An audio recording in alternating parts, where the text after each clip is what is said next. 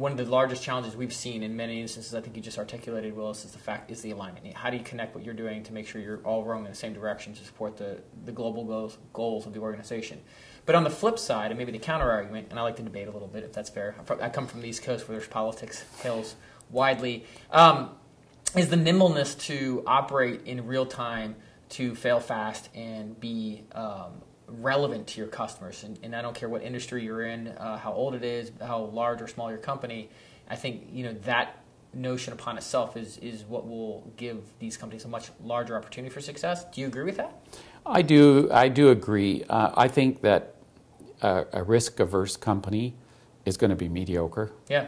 They're in trouble, I think. Yeah, yep. Yeah, they are in trouble, and it's a pretty boring place to be. I know. Yeah, and you're not warning to you all. You're not going to attract or keep the right kind of people, and the company culture is going to become very stagnant. Yep.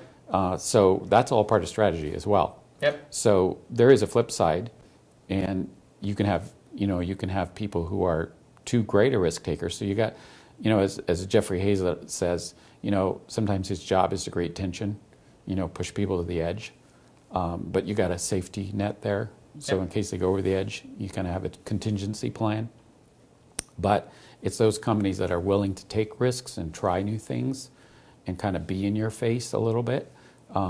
They're the ones that are more exciting. If I could sit down with the CMO of Chipotle versus the CMO of McDonald's, I'd probably pick the CMO of Chipotle, because they're more of a leading edge brand and they're more, I think, in touch with the future consumer.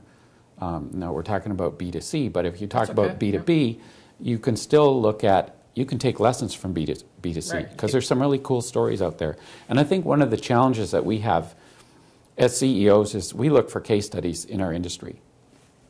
We really should be looking outside of our industry. We should be looking at case studies in other industries, and so that we can actually draw some conclusions and some parallels from there, and maybe use that as an analogy. How could we create that kind of change in our organization? Yeah, I love it. I'll even extend that one step further. So even outside of case studies, and even executives who can support those case studies within our organizations to bring them in from the outside, it's even to move beyond the conventional wisdom of that and to look at what do you need? What does your organization need? Because sometimes it's not wrapped up in a case study. No one's done it, and there needs to be invention and creation and passion to bring that to life. And you're right, with the larger organizations, the risk averse are having such a hard time with even dipping their toe in that water. Mm-hmm.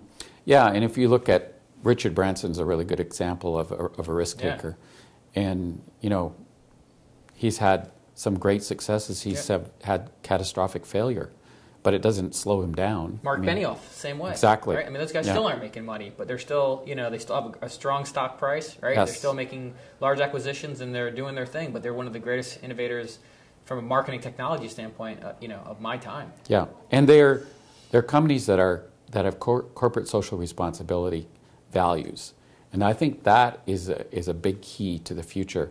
Interesting. Yeah, I just did a TV interview in China, and the subject was CSR.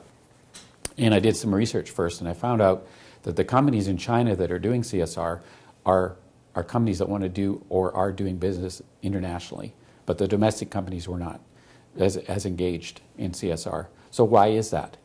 It seems a little bit fickle to me, and so I would look at the root cause, even in America, of companies that are doing CSR, and why are they doing it?